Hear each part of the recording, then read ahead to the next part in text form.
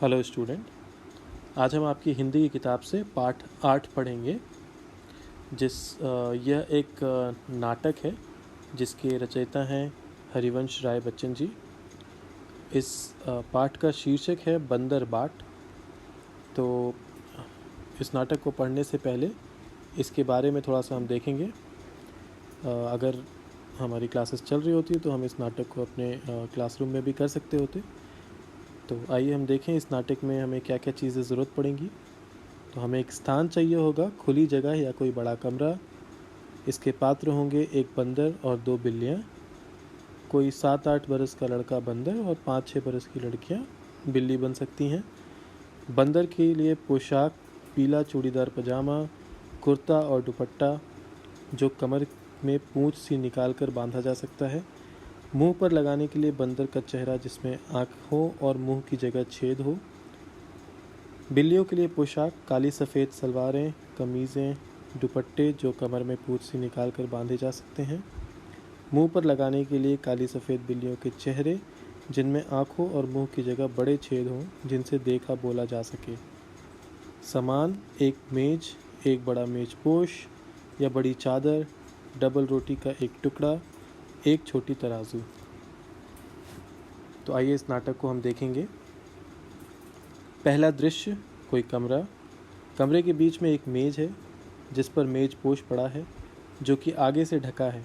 मेज़ पर एक रोटी का टुकड़ा है। मेज़ के नीचे एक तराजू रखा है और दिखाई नहीं देता। म्याऊं म्याऊं की आवाज़ होती है और दाहिनी तरफ से काली बिल्ली और बाईं तरफ से सफ़ेद बिल्ली प्रवेश करती हैं। काली बिल्ली, बिल्ली बहन नमस्ते। सफ़ेद बिल्ली, नमस्ते बहन नमस्ते। काली बिल्ली, अच्छी तो हो। सफ़ेद बिल्ली, अच्छी क्या हूँ, भूखी हूँ। काली बिल्ली, मैं भी भूखी हूँ। सफ़ेद बिल्ली, खाने को कुछ ढूंढ रही हूँ। काली बिल्ली, उस खोज में मैं भी निकली हूँ।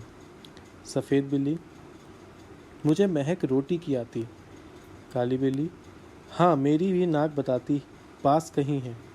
सफ़ेद बिल्ली, रखी मेज पर है वो रोटी, लपकूं कोई आ ना जाए तो। काली बिल्ली, तू डर, मैं तो लेने चली। काली बिल्ली लपकती है और रोटी लेकर भागने लगती है। सफ़ेद बिल्ली, ठहर, कहाँ भागी जाती है रोटी लेकर? रोटी मेरी। काली बिल्ली, रोटी तेरी? कैसी तेरी? रोटी मेरी। सफ़ेद बिल्ली, मैं ना दिखाती तो तू जाती। काली बिल्ली, अच्छा क्या मैं खुद ना देखती? क्या मेरी तो आंखें नहीं हैं? डरती थी उस तक जाने में, जा डरपोक कहीं की, जा भाग, रोटी मेरी। सफ़ेद बिल्ली, रोटी कहे दे रही मेरी, मैं ले जाने तुझे ना दूंगी। काली बिल्ली, देख राह से मेरी हट जा, ले जाऊंगी तुझे न दूंगी। सफ़ेद बिल्ली, देखूं कैसे ले जाती है, जो पहले देखे हक उसका है रोटी पर। काली बिल्ली, पहले दौड़े दौड़ के ले पहले उसका हक रोटी पर पहला हक मेरा। सफ़ेद बिल्ली, मैं कहती हूँ रोटी मेरी।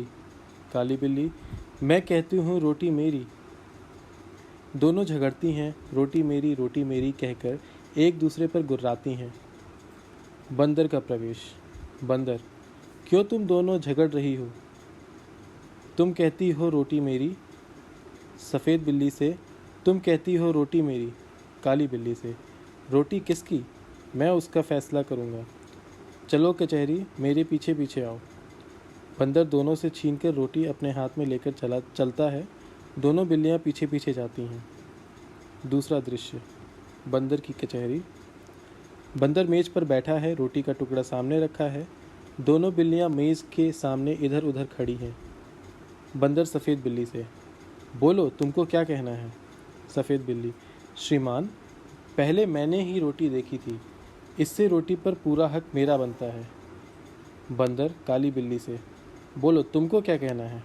काली बिल्ली, श्रीमान, पहले मैं झपटी थी रोटी लेने, इससे रोटी पर मेरा हक पूरा बनता है। बंदर सफ़ेद बिल्ली से, एक आँख से देखी थी या दो आँखों से? सफ़ेद बिल्ली, 2 आँखों से, दोनों आँखों से। बंदर काली बिल्ली से, एक टांग से झपटी थी या दोनों टांगों से? काली बिल्ली, दोनों टांगों से। बंदर, तुम दोनों का था गवाह भी। दोनों बिल्लियाँ, कहीं ना कोई ना कहीं। बंदर, बात बराबर, मेरा फैसला है कि रोटी तोड़ तोड़ कर तुम्हें बराबर बराबर दे दी जाए। मेरे पास धर्म कांटा है। बंदर मेज के नीचे से तराजू निकाल कर लाता है, 2 हिस्सों में तोड़कर दोनों पलड़ों पर रखता है और उठता है। एक पलड़ा नीचे रहता है, दूसरा ऊपर। बंदर, यह टुकड़ा कुछ भारी निकला, इसमें से थोड़ा खाकर हल्का कर दूं। फिर तराजू उठाता है, अब पहला पलड़ा ऊपर है और दूसरा नीचे। बंदर, अब यह टुकड़ा भारी निकला, अब इसको थोड़ा खाकर हल्का कर दूं। फिर तराजू उठाता है, अब पहला पलड़ा नीचे हो गया और दूसरा ऊपर। बंदर, अब यह टुकड़ा भारी निकला, टुकड़े भी कितने खोटे हैं, एक दूसरे को छोटा दिखलाने में लगे हुए हैं। मुंह थक गया बराबर करते करते और तराजू उठाकर हाथ थक गया। बिल्लियों को बंदर की चालाकी का पता चल गया, हाथ मलती हुई बड़ी उदासी से एक दूसरे को देखते हुए। सफ़ेद बिल्ली, आप थक गए, अब ना उठाएं और तराजू। काली बिल्ली, बचा खुचा जो उसको दे दें, हम आपस में बांट खाएंगी। बंदर, नहीं नहीं, तुम फिर झगड़ोगी, मैं झगड़े की जड़ को ही काटे देता हूँ, बचा कुचा भी खा लेता हूँ। इतना कहकर बची खुची रोटी भी बंदर खा जाता है और तराजू लेकर भाग जाता है। दोनों बिल्लियाँ आपस में झगड़ा कर बैठी, बुद्धि अपनी खोटी, अब पछताने से क्या होता, बंदर हड़पा रोटी। तो बच्चों, यहाँ पे ये जो नाटक है वो समाप्त होता है। इस नाटक से हमें सीखने को मिलता है कि कैसे 2 लोगों के झगड़े का फ़ायदा एक तीसरा व्यक्ति उठा लेता है। तो हमें झगड़ा नहीं करना चाहिए और हमें अपनी समझ-बूझ से उस झगड़े का हल निकालना चाहिए। तो आइए हम इसके प्रश्न अभ्यास को देखेंगे। पहला प्रश्न अभ्यास है लड़ाई झगड़ा। दोनों बिल्लियों के बीच झगड़े की जड़ क्या थी? उत्तर में आप लिख सकते हैं, दोनों बिल्लियों के झगड़े की जड़ रोटी का टुकड़ा था। उनके झगड़े का हल कैसे निकाला गया? दोनों उस पर अपना हक जता रही थी। बंदर ने तराजू निकाला और समान बंटवारा करते हुए सारी रोटी स्वयं खा ली। अगला है, तुम किस किस के साथ अक्सर झगड़ते हो? उत्तर में आप लिख सकते हैं, अक्सर हम अपने बराबर के भाई बहनों या दोस्तों के साथ लड़ते हैं। झगड़ते समय तुम क्या क्या करते हो? उत्तर में लिख सकते हैं आप, लड़ते या झगड़ते समय एक दूसरे की चीज़ ले लेते हैं, उन्हें मारते हैं, धक्का दे देते हैं या उनकी शिकायत करते हैं। जब तुम किसी से झगड़ते हो तो तुम्हारा फैसला कौन करवाता है? उत्तर में आप लिख सकते हैं, जब हम झगड़ते हैं तो हमारा फैसला हमारे बड़े लोग करते हैं। अगला प्रश्न अभ्यास है जूले। लेह में लोग एक दूसरे से मिलने पर एक दूसरे को जुले कहते हैं। मिलने पर दोनों बिल्लियां एक दूसरे को नमस्ते कहती हैं। तुम इन लोगों से मिलने पर क्या कहती हो? तुम्हारी सहेली और दोस्त? आप उत्तर में लिख सकते हैं, हेलो, हाय, कैसे हो आदि कहते हैं। तुम्हारे शिक्षक नमस्ते या गुड मॉर्निंग सर कहते हैं। तुम्हारी दादी नानी नमस्ते, चरण स्पर्श और जो भी आप अपने घर में कहते हैं उन शब्दों का इस्तेमाल यहाँ पे कर सकते हैं। तुम्हारे बड़े भाई बहन गुड मॉर्निंग, हाय, हेलो, हाय, नमस्ते इत्यादि कहते हैं। तुम्हें क्या लगता है, अगर बंदर बीच में नहीं आता तो तुम्हारी राय में रोटी किस बिल्ली को मिलनी चाहिए थी? उत्तर में आप लिख सकते हैं, अगर बंदर बीच में ना आता तो रोटी बिल्ली को ही मिलनी चाहिए थी, क्योंकि उसने हिम्मत दिखाकर रोटी उठा ली थी। अगला है बंदर बाट। कहानी का शीर्षक बंदर बाट क्यों है? कहानी का शीर्षक बंदर बाट रखा गया है क्योंकि बंदर दोनों बिल्लियों में रोटी बराबर बांटने वाली की भूमिका निभाता है। बंदर अपनी चतुराई से रोटी भी खा जाता है और दोनों का भला भी बन जाता है। इस तरह कहानी का मुख्य पात्र वह बन जाता है। अगला प्रश्न है, तुम नाटक को क्या नाम देना चाहोगी? उत्तर में आप लिख सकते हैं, हम नाटक को 2 की लड़ाई में तीसरे का फायदा, लड़ाई का फल, बंदर बना जज इत्यादि नाम दे सकते हैं। जो शीर्षक तुमने दिया उसे सोचने का कारण बताओ। उत्तर में आप लिख सकते हैं, शीर्षक को रखने का कारण यह है कि 2 बिल्लियों के झगड़े में बंदर रोटी खा जाता है। बिल्लियां यदि आपस में नहीं लड़ती तो बंदर को यह मौका नहीं मिल पाता। माप तोल। ये वाला प्रश्न अभ्यास आप अपने आप से करेंगे। बंदर ने रोटी बराबर बांटने के लिए तराजू का इस्तेमाल किया। तराजू का इस्तेमाल चीज़ों को तोलने के लिए किया जाता है। नीचे दी गई चीज़ों में से किन चीज़ों को तोलकर खरीदा जा सकता है।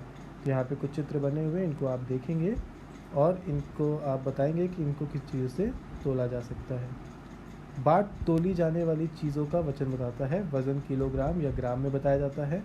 पता करो बाज़ार में कितने किलोग्राम या ग्राम के बट्टे मिलते हैं। फल वाले, सब्जी वाले या परचून की दुकान से पता कर सकते हैं। तो यहाँ पे हमने उदाहरण के तौर पे लिख दिया, जैसे 1 किलो, 2 किलो, 5 किलो। वैसे ही 2 रिक्त स्थान और बने हुए हैं, ये आप अपने आप से भरेंगे। वाह क्या खुशबू है। बिल्लियों को रोटी की महक आ रही थी। तुम्हें किन किन चीज़ों के पकने की महक अच्छी लगती है, ये आप अपने आप से लिखेंगे। और किन किन चीज़ों की महक आती है जो खाने से जुड़ी नहीं है, जैसे साबुन की सुगंध, जूते की पॉलिश की गंध आदि। तो जैसे उदाहरण पे मैंने यहाँ पे लिख दिया है पाउडर, गैस या पेट्रोल। वैसे ही 3 रिक्त स्थान और हैं, इसका आप अपने आप से भरेंगे। आगे पीछे। मुझे महक रोटी की आती। इस वाक्य को इस तरह भी लिख सकते हैं, मुझे रोटी की महक आती। तुम भी इसी तरह नीचे दिए गए वाक्यों के शब्दों को आगे पीछे करके लिखो। मैं उसी खोज में मैं भी निकली। तो इसको आप लिख सकते हैं, मैं भी उसी खोज में निकली। दूसरा है रखी मेज पर है वो रोटी। इसको लिख सकते हैं, वो रोटी मेज पर रखी है। डरती थी उस तक जाने में डरती थी। मैं ले जाने तुझे ना दूंगी, मैं तुझे ले जाने ना दूंगी। जो पहले देखे हक उसका है रोटी पर उसका हक है जो पहले देखे। एक और बंटवारा। अगले दिन दोनों बिल्लियों को एक तरबूज मिला।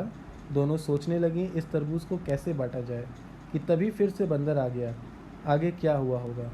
तो इसको आप अपने आप से भी लिख सकते हैं, लेकिन यहाँ पे मैंने इसको लिखा है इसका उत्तर। अगले दिन तरबूज लेकर बिल्लियाँ जा रही थी, तभी बंदर आ गया। वह बोला लाओ बंटवारा कर दूँ। अब की बार बिल्लियाँ बंदर के झांसे में नहीं आईं। वे तुरंत बोलीं, तुम्हारा न्याय हम देख चुके हैं, तुम जा सकते हो, हम अपने आप ही बांट कर खा लेंगे। यह कहकर वे चली गईं। बंदर अपना सा मुँह लेकर रह गया।